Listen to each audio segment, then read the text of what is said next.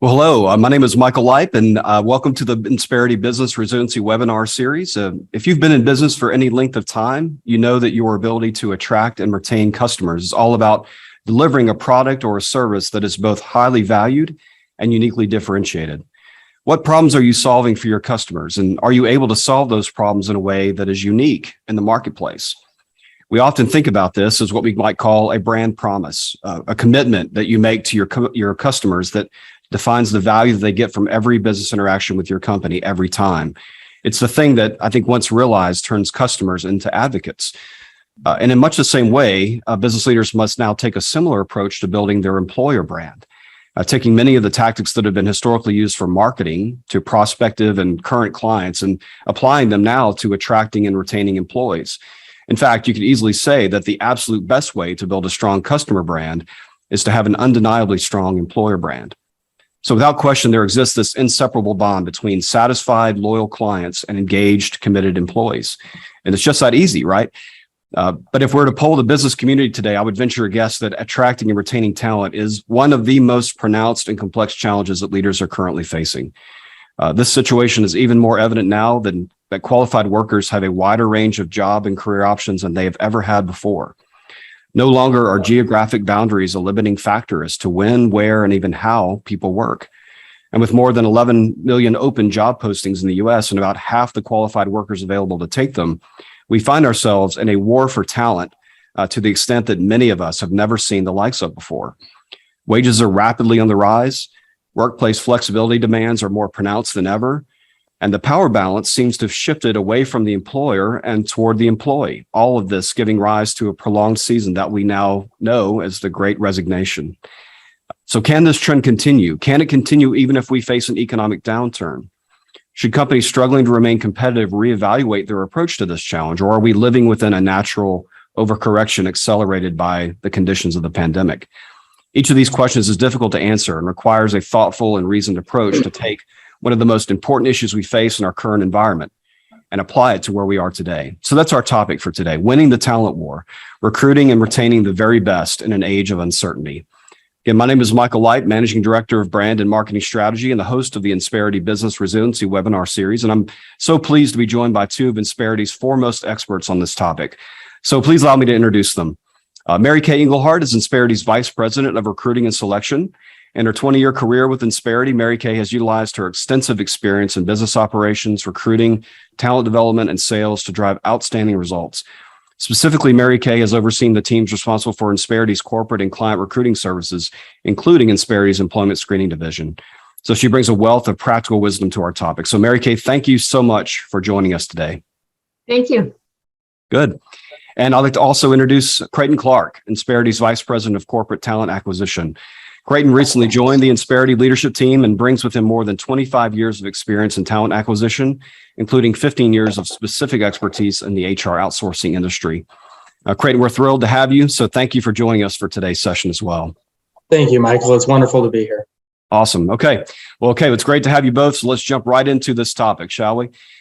So as we said in our opening remarks, many of us have become all too familiar with this era that we seem to be living in today that we somewhat lovingly call the Great Resignation. Clearly, this was a reality that was driven by the significant workplace transformation that happened around the pandemic. So Creighton, let me turn to you. Really, before we jump into the heart of today's session, just a level set. Can you give us just a good working definition of what we mean by the Great Resignation and what maybe some of the drivers of it seem to be? Yeah, sure. Definitely. Thank you, Michael. It's interesting. The Great Resignation terminology actually came from a professor at the London School of Management named Anthony Klotz, who at the time in early 2021 predicted that we would see a mass exodus of employees, which was very interesting. So Anthony got it right. 48 million people alone in the US left their positions in 2021. And we're still seeing high numbers through 2022. And I think a lot of the contributors to that, really, if you start out, wage stagnation is definitely one. Long tenured employees with 2 to 3% merit increases definitely played into the factor with the internal equity that's out there. I'd say long-standing job dissatisfaction, individuals who are in roles that didn't have opportunities to be promoted or to move. and maybe companies that weren't thinking along the lines of the communication strategy to your internal employee population, safety concerns from the pandemic, people leaving, needing to take care of their children. And I think also the phenomenon of the remote workplace, where we saw a lot of companies that were resistant to the hybrid or remote working models have to jump directly into it, and how they did that, to be honest, how they communicated it to their workforce. Some companies did it better than others. Employees, candidates see all of that. And so, I would say, to answer that question, that's really my thought around the Great Resignation. And over the last 2 years, as a talent acquisition professional and going through this, I've been through the .com era, Y2K, the recession, and it feels a bit different. We've seen employee-centric markets, we've seen employer-centric markets, but in my opinion, I think things have changed for forever. And I'll talk a little bit more about that when we get into it. Yeah, we'll dig into that for sure. It really is a unique time. And while there's been this sort of prolonged war for talent for a while now, Mary Kay, let me turn to you. I think this new front on the war for talent is unlike any other, as Creighton had just mentioned. So some of the strategies and tactics that we might have been able to use in the past may no longer be fully sufficient. So if you had to summarize maybe some of the challenges that you think business leaders are facing now that maybe are unique to this time and place, how would you describe those things? Right. I think that it's very important in this time more than ever to talk about the employee experience, what the employees will actually be gaining or learning or have the opportunity to do at your organization. I agree with what Creighton said. It is an unprecedented time. I think through the pandemic, people also realized that life is short and I can go back to school. I can do something that I really want to focus on and what I love. So it is different, and businesses have to talk that language, speak that language to future applicants so they make sure that they understand what they would be joining, what type of organization they're going to want to work for. They have that choice now. Yeah, and certainly all of that has been opened up by the factors that we've all been living through, and really this move now towards this more employee-centric market. So Creighton, let me go back to you. There seems to be a lack of qualified candidates based on the number of roles that need to be filled. So to take that even further, the requirements that candidates are looking for in their prospective employers seem to be more defined than ever as well. So does now we kind of do all of this sort of under this emerging threat of an economic downturn or a recession. So, given those factors and the factor of potentially an economic downturn, does that change that? Or maybe does it even make it potentially more pronounced? What do you think about that? That's a great question. And in my opinion, I think it makes it even more pronounced. And so, sure, if we go into an economic downturn and we see layoffs, there will be more candidates on the market, but the candidate has changed. And so the values and the needs and what they're looking for is very different than I've seen in my career. And I think one of the biggest things in the last few years that's taught me and taught us as talent acquisition professionals is that there's a renewed focus from candidates on culture and values that puts employees' needs front and center. Very different than we saw in the past, where employers dictated a lot of that. I think workers are expecting more in the way of flexibility, training, compensation. So in my opinion, it's even more important to sell your values and your mission and vision as a company to your prospective candidates and to your employees internally, so they remember why they chose to come to your company. Yeah, I don't think we can overstate your last point there about not simply looking at it as the prospect of getting them hired. It's actually how are you continuing to market and sell to the value of your company and your mission to your existing folks. That might be more important than ever. So Mary Kay, let me go back to you. In my opening remarks, I mentioned this correlation between like a business's core value proposition, how it differentiates itself in the market, and the importance of having a clearly defined employee value proposition, or maybe why a candidate would choose to work for you rather than a competitor. So there's a lot here, but can you unpack that idea for us a little bit? And how should folks in the call today maybe assess and potentially improve their employee value proposition? Absolutely. Well, an employer proposition is obviously your services and what people want to buy from your organization. It's all selling, and your employee proposition is the same. It's just a different audience. It's candidates and prospective employees. So the language and the way you communicate those things have to be different. For companies that focus on their employer proposition, may be able to recruit and have have candidates apply to them, but it may seem more short term, meaning they really need to know the value of why I want to work here, what this organization believes in, are they involved in the community, what all of those sorts of things is what an employee is looking for. So your employee proposition is awesome for what your company does, but it is not the main thing that's going to attract and retain future employees. Yeah, it's really important to think about the relationship that exists between kind of how you grow the business and how you grow the business from the inside. But the same way that you would attract new customers is the way that the same tactics you'll use to potentially attract the right employees. So I want to dig into that a little bit more, because there seems to be this relationship now that's emerged, perhaps in more distinct ways than ever, between these marketing and business development principles that grow like top line revenue, and now you have these marketing teams that may not have the right kind of skill sets to think about how to build an employee value proposition. So, Creighton, let me go to you. I mean, what in your experience, how have you seen business leaders have to sort of tailor their marketing approach to allow them to utilize the skill sets that those teams have, but apply them in this new way? Yeah, I think this is absolutely one of the most important things that as talent acquisition professionals, we've seen an age of digital marketing.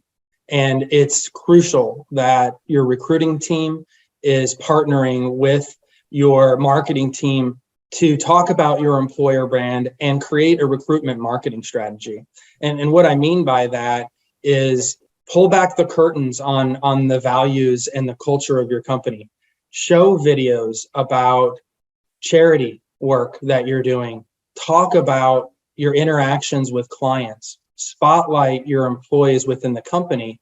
The days of the slick marketing videos that take weeks to put together, they're great. But these days, the new generations, they'd rather go on TikTok for 90 seconds or be on an iPhone for 1 to 2 minutes to understand the reality of what it's really like to work at a company. So you don't need to have $1 million budgets to do this. It doesn't matter what size your company is, but it's important to be talking out to your candidate pools about the culture of the company and, the job descriptions that we've seen for decades that are bullet points. The generation, the Gen Y, the Gen Z, it really doesn't mean a lot to them. They're checking off what they don't have on it rather than understanding, well, I have those principles, I have those values, I have that skill set to bring to the company. So we need to look at things very differently as recruiters and partner with our marketing team and share these ideas and these ideals of the company so we can be out on social media and we can be presenting our company and our jobs in very different ways than we did in the past. Yeah. No, there's clearly a relationship there that needs to be advanced. And I think looking at some of our questions that have come in, there's a common one that we get that really kind of gets into social media and the new impact of social media that it has on this whole idea. So as we talk about the relationship between marketing principles and social media being primary channels for developing and sustaining an employer brand, that becomes a primary requirement now. So Mary Kay, let me go to you, because I know you and your team deal with this in so many ways. Social media has become a dominant force for recruiting, but we're not always in control of the message because of that. So some sites like Glassdoor are really giving a voice to candidates and employees as to what the employee experience, the thing you talked about a minute ago, what that experience like is really like at a particular company. And they're not always flattering, right? So how do we approach the challenge of these kinds of sites or platforms, and how can we use them authentically and to our advantage in this effort? Right. You're absolutely correct. Sites like the Glassdoor can be very scary, and we are not in control of the message. But you have to recognize that those sites are going to continue to exist, and we have to control what we can control. So part of those things is our company culture and our employee experience. And those Glassdoor is scary to the companies that may not have a strong presence in that, or are not parlaying that, as Creighton was saying earlier, into your ads, into your marketing, on your career site, on social postings. So it's very important that you do have a presence on social media. And Glassdoor, if you do get a bad review or something like that, it's very important to respond. Have someone that responds, and the message can be simple. It's like, oh my goodness, I'm sorry you feel that way. We'll talk offline, or I will contact you. But if you have a great employee experience and a great brand, it is nothing that you should be afraid of having a presence there, because you can control how you respond to the negative comments. Yeah, it really becomes less of an obstacle and more of an opportunity for you to communicate to the broader candidate market and employee market about what you really do stand for. And it's if you look at it, I think with that fear-based mentality, then that will come through. But if you look at it through that hopeful opportunity, then that's a great platform to utilize. So that's good. Really There's a lot more to say there, and hopefully we'll have time to kind of delve into that in future sessions. But that's really good practical advice, and I would encourage everybody to look at that, through that lens. So let's pivot to a little bit of a different topic here, and this really kind of gets back to some of the things we talked about a minute ago, which is really the advantages that we now have gained by this more national approach to recruiting. One of those things is the ability to recruit a more diverse set of candidates. Breaking through maybe some of the geographic or experiential limitations that may have tended in the past to generate a pool of candidates that sort of look and think and act in the same way, because that's who you're drawing from geographically. But now that we have the ability to expand that through more remote or hybrid options, how should today's leaders, Creighton, look at this as an opportunity rather than an obstacle? Yeah, I mean, I think it makes sense that having different perspectives and backgrounds on your team will contribute to more diverse ideas and help solve problems and create innovation and productivity. For me, it opens up a broader range of skills and experience for candidates. If you're looking across the nation, there are obviously pockets of candidate pools because of concentrations of companies with experiences. So for the recruiter, it opens up a lot of doors. It helps with increased language and cultural awareness. I would say also you're getting a larger and more varied candidate pool that may even reflect better your client base. So all of these things I see as positives. And, when we think about moving forward and looking at how do we utilize this, I mean, all the data shows that having, a more diverse workforce with more experience, maybe in regional areas, geographical areas, have always been higher performing teams. So I think if you look at it as your business model and your client base, think of it the same way with your candidates and the people you're bringing into the company. How can they relate better to your clients and also help your company make decisions in a different way from their different experiences they've had than maybe the company and the employee population has had in the past? Yeah, I think it's a great point. Trying to reflect a workforce that mirrors the kinds of clients that you're serving, and using this opportunity to really to identify that, but also potentially expand both the people you're attracting, but also the kind of clients you're serving and the problems you're solving. So going back again to that connection between your company's value proposition and your employer value proposition, that to me just strengthens the importance of that even more. I'm going to delve a little bit further into this. Mary Kay, you've talked a lot today about kind of leading with culture, leading with values, and oftentimes in the recruiting world, we think about trying to find the right person for the right role, and we use culture fit as kind of that terminology that comes along with that. But I think there's also some cautions that we need to be on the lookout for when hiring for what we might think of as culture fit. We could potentially go one way or the other here, but so how should our company values really drive the way that we think about that topic?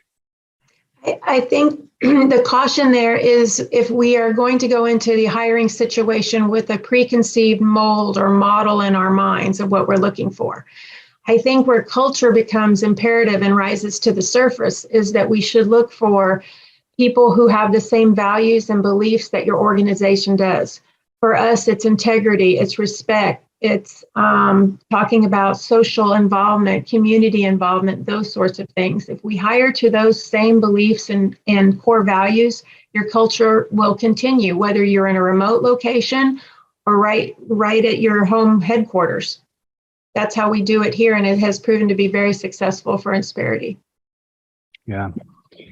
So thank you. That's really good. That's really helpful. We're at a unique time. And I think if you pay attention on LinkedIn or any other social platforms, you're seeing that there is a rise recently in some major companies doing rounds of layoffs. And it's always a difficult thing to think through. And in our last session that you can find on Insperity.com under our resources section, we talked about this topic in detail.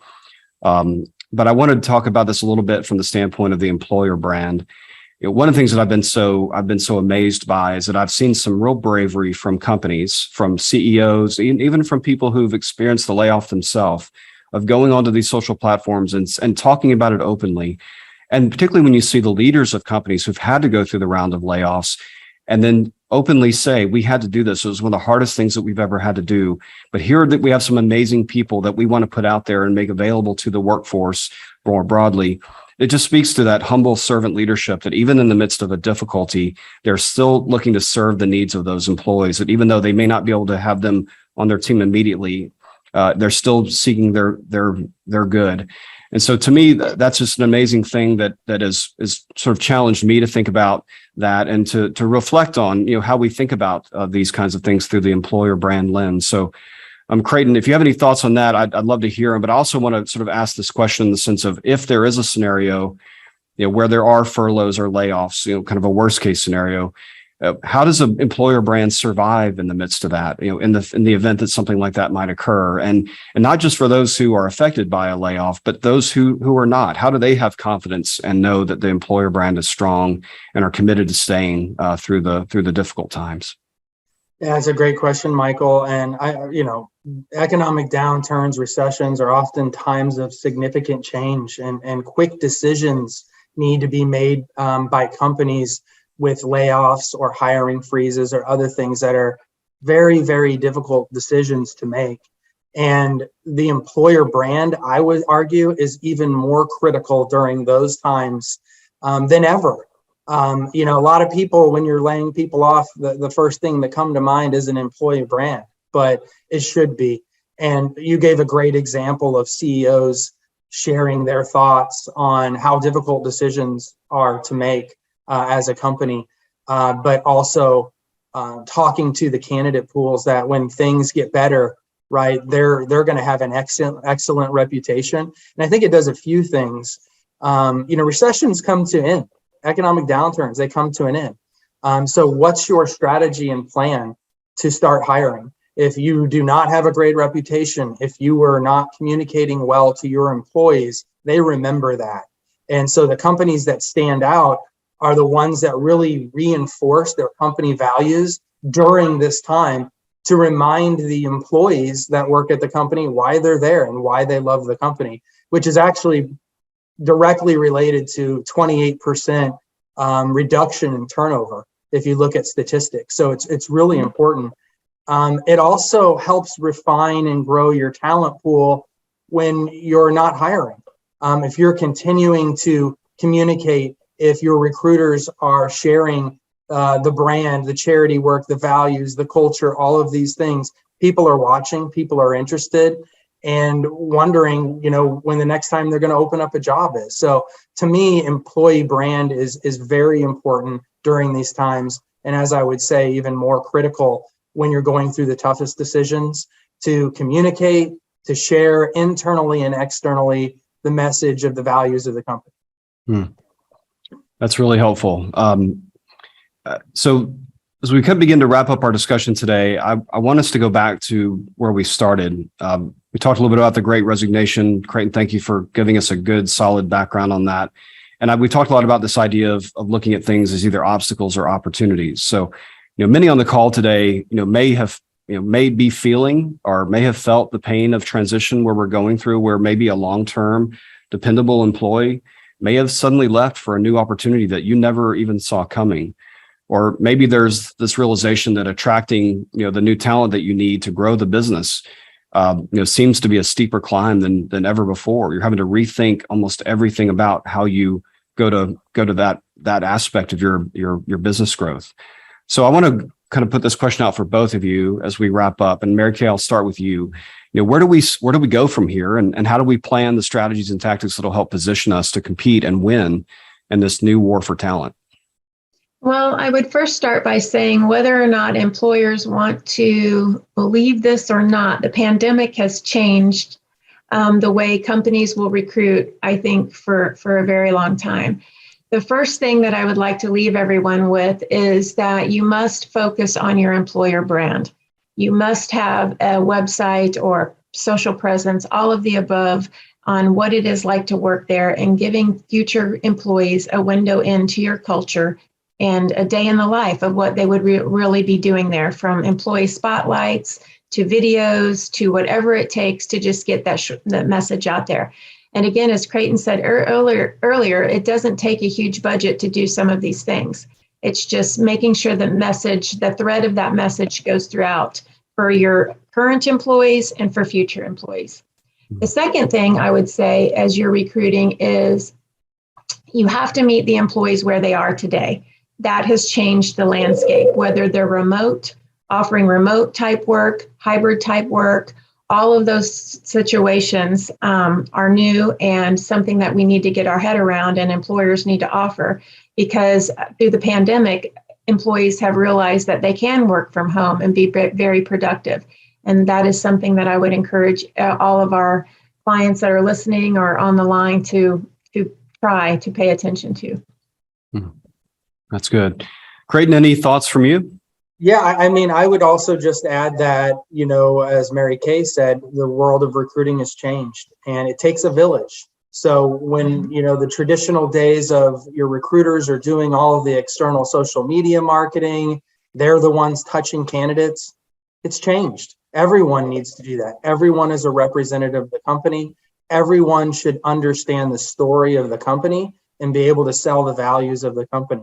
So when a recruiter shares out a job opportunity, your whole team should share out a job opportunity. It helps the post go viral. It helps you look at more candidates and a wider scale. So I think that's really important. And I was just checking out the chat as well, Michael. There was a comment in there about a post that went out with for an internal position on Indeed, and within a day or two, they got 125 candidates. And entry-level job, a lot of the candidates are obsessed about working from home remotely, and they're ready to jump as quick as possible. And the question is, should that concern us? And so the way I would say is, yes, the candidate has definitely changed. The younger generations are growing up in their careers in a very different way. But I think what we really need to do as talent acquisition professionals, as companies, is take a step back and start to create interview guides and assessments around what are we really looking for. When we sell to a candidate that this is an internal job, what else is there? Talk to them about the next 2 or 3 steps of their career. What else is in it for them? What can they learn along the way? Training, development, other opportunities to shadow for different jobs. It's become more pronounced that we need to sell the value of the company and the candidate's career, as well as the job that's right in front of them. Mm-hmm.